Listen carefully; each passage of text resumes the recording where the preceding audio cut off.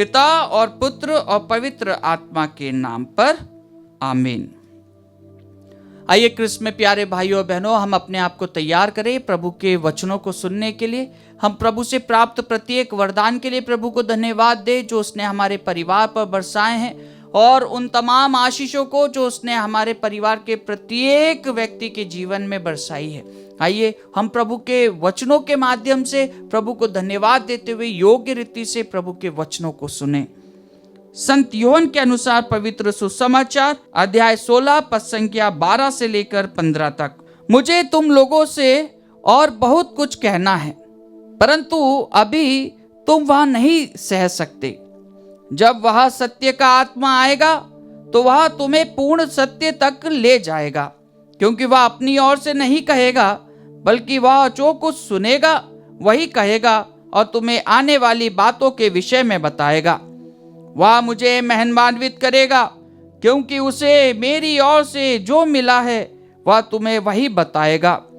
जो कुछ पिता का है वह मेरा है, इसलिए मैंने कहा कि उसे मेरी ओर से जो मिला है वह तुम्हें वही बताएगा। प्रभु का सुसमाचार।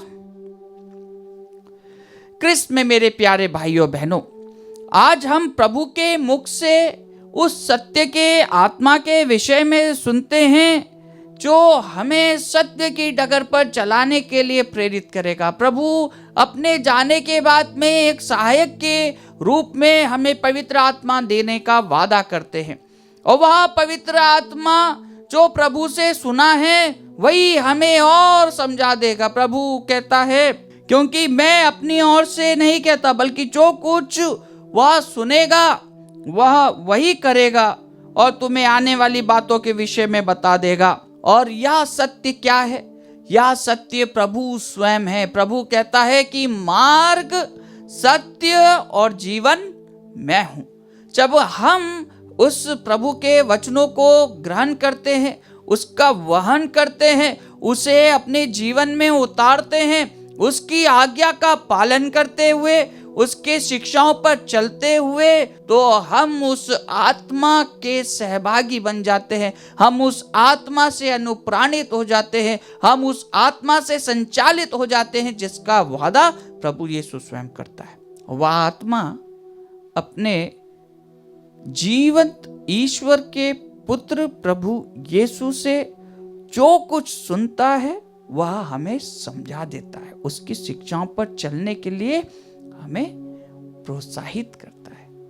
हाँ क्रिस्त में प्यारे भाइयों बहनों, जब शिष्यगण डर गए थे, उनके गुरु को जनता के सामने मारा जा रहा था, 12 शिष्य पहले 75 थे, कितने लोग थे। शायद से अगर वो फाइट करते तो रोमी साम्राज्य और यहूदी के कुछ लोग शायद से एक इनर फाइट हो जाती, लेकिन वे सभी डर गए। प्रभु अकेला क्रूस उठा के चल रहा है, प्रभु के पीछे उसकी मां बिलखती हुई रोती है, असहाय स्त्रियां रोती है, सब उसके दर्द को देखते हैं। जो औरों को चंगाई प्रदान करता है, जो औरों को हाथ प्रदान करता है, जो औरों को ताकत प्रदान करता है, लाजरूस को कब्र में से बाहर निकाल देता है, वो अकेला क्रूस उठा के चलता है।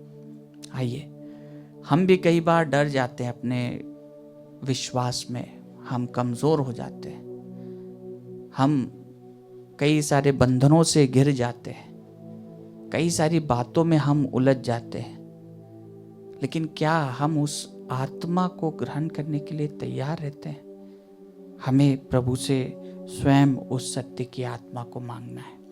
जब वह सत्य की आत्मा हमारे अंदर आएगा तो सत्य की आत्मा हमें प्रभु के सच्चे शिष्य बनाने की ताकत प्रदान करेगा, सत्य के लिए खड़े होने के लिए ताकत प्रदान करेगा, और वह हमारे साथ में रहेगा। आइए हम कुशन मौन रूप से प्रभु से प्रार्थना करें कि हम उस सत्य की आत्मा को ग्रहण कर पाए। हम हमारी आंखों को बंद करते हुए इस पवित्र रोटी में उपस्थित प्रभु यीशु को, जो मार्ग, सत्य और जीवन है। हमारे प्रत्येक परिवार के व्यक्ति का नाम लेते हुए इस यूक्रिस्ट में उपस्थित प्रभु यीशु को अर्पित करते हुए कि प्रभु मैं मेरे पति को उनका नाम लेते हुए अर्पित करें, अपने बच्चे को उसका नाम लेकर अर्पित करें, उसे चढ़ाती हूँ, उसे चढ़ाता हूँ। तो अपने सत्य से हम सभी को भर दे, पवित्र आत्मा से हम सभी को भर दे। आमीन।